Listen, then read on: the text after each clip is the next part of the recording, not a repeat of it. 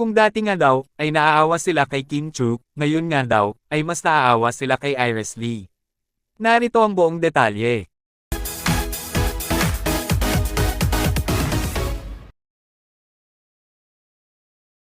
Sa naging premiere night nga ng pelikulang Common Pump, ay present nga dito si Sian Lim bilang director nito at ang di umano'y girlfriend niya, na si Iris Lee.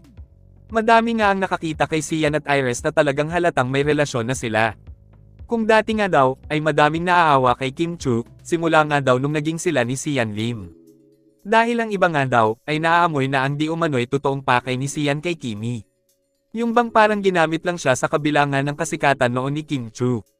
Kaya may mga nagsasabi nga noon na pagkatapos nga daw ng Kim Emerald, ay hindi na muli nila sinuportahan ang Kim Si Love Team. Bagkus, ay naging isang solid Kim Chu fan at supporter na lang. Ngayon nga daw, ay di umano'y parang mas naaawa na ang mga netizens para kay Iris Lee.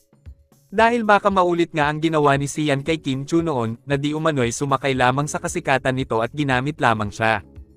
Alam naman natin, na si Iris Lee ay isang film producer. Kung kaya't marahil di umano'y isa si Iris sa madaling naging daan para mas makapasok si Sian sa pangarap niya maging film director at gumawa ng mga kalidad na pelikula. Ang nangyari nga daw kay Kim Chu, na mahiwalay kay Sian Lim, ay mas labis na ikinatuwa ng mga fans at supporters dahil mas gusto nga daw nila na mas maging mapabuti ang future ni Kimi.